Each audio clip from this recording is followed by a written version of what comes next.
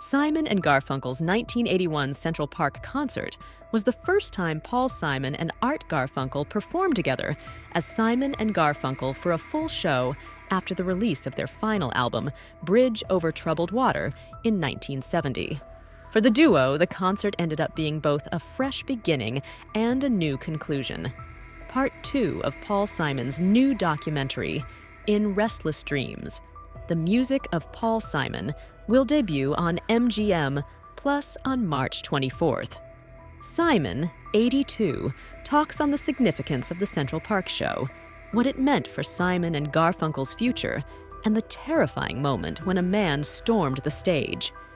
He explains that he had recently overcome a setback in his profession when he was asked to perform at the performance. I thought, well, I just had this big flop. Maybe I should ask Artie to come and sing some songs on this, the musician said.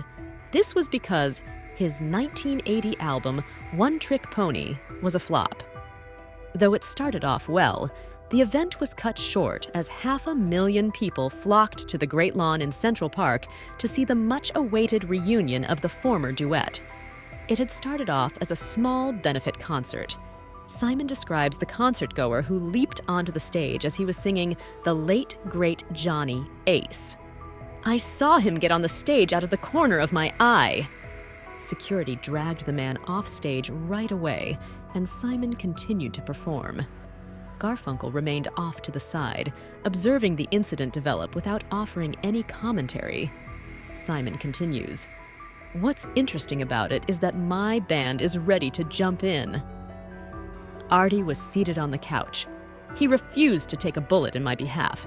Because of the show's popularity, Simon and Garfunkel had a brief comeback. That kind of forced me into putting the group back together again, and doing a tour after the concert in Central Park with Simon and Garfunkel was so big. It was such a big hit, Simon remembers. The singer of Kodachrome claims he made the decision to let go of his old grudges against the 82-year-old Garfunkel. We had a well-known history of hostility, but I thought, you know what? I'm going to set all of it aside and enjoy my pleasant reunion tour with Artie. Simon continues, the tour proved to be a hit, and the two talked about getting back together permanently. We said that Hearts and Bones, the album I was working on, would be a Simon and Garfunkel record. But when Simon realized that this time, Garfunkel's involvement was different, everything shifted. We used to collaborate on songs that I wrote, figure out the harmonies, and then perform them aloud. Simon claims, we were hanging out, and we were friends. However, by the time we were working on Hearts and Bones, Artie had the following idea. Give me the songs, and I'll go walk in Switzerland and make up the syncopations. It was a summary of his time filming a movie in Mexico. He then wanted to compose harmonies to these songs while smoking a cigarette and strolling across Switzerland. When he sent them back, we would look at them and ask, what is this? Simon and Garfunkel didn't sound like them in the past, and I simply answered, it's not how I work. According to Simon, he was willing to make the sacrifice even though he knew that turning down Garfunkel would not result in the new record being as successful.